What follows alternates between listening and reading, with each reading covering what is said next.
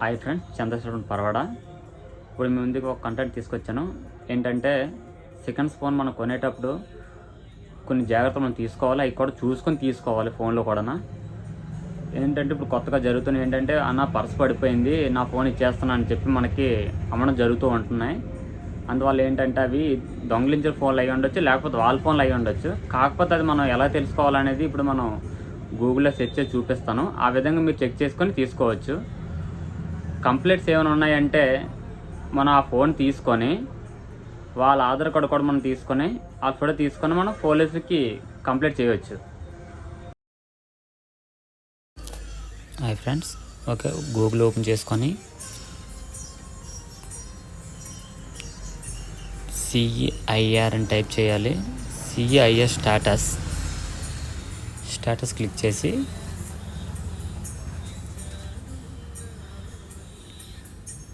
Status open చేసిన తర్వాత కింద ఆప్షన్ చూసారు కదా, CIR ఓపెన్ చేసిన తర్వాత రైట్లో చూసారు త్రీ డాట్స్ క్లిక్ చేసిన తర్వాత అప్లికేషన్లో EMI వెరిఫికేషన్ ఉంది. థర్డ్ ఆప్షన్ క్లిక్ చేసిన తర్వాత ఆ క్యాప్షన్స్ ఇక్కడ మనం టైప్ చేయాలి.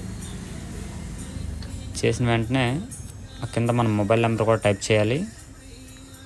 మొబైల్ నెంబర్ టైప్ చేసిన తర్వాత మనం ఏ ఫోన్ అయితే తీసుకోవాలనుకుంటున్నామో మనకు ఓటీపీ వచ్చిన తర్వాత మనం ఏ ఫోన్ అయితే తీసుకోవాలనుకుంటున్నామో ఆ IMEI నెంబరు ఇక్కడ మనం టైప్ చేయాలి. నెక్స్ట్ ఆప్షన్లో టైప్ చేసిన తర్వాత ఒకవేళ కంప్లీట్ లేదంటే మాత్రం EMI వ్యాలిడ్ అని వస్తుంది. కంప్లీట్గా ఉంటే రిమార్క్ దగ్గర కంప్లీట్ రేజ్ అని వస్తాయి. కంప్లీట్ రేజ్ అని మొబైల్ ఎప్పుడు తీసుకోకూడదు.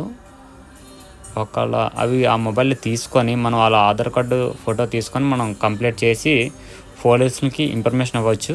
ప్రాబ్లం అయితే లేదు. EMI వ్యాలిడ్ ఉన్న మొబైల్ మాత్రం మీరు తీసుకోవాలి ఎప్పుడైనా తీసుకోవాలనుకుంటే. Okay friends, bye. చూడండి, ఇప్పుడు వస్తుంది నెక్స్ట్ ఆప్షన్లో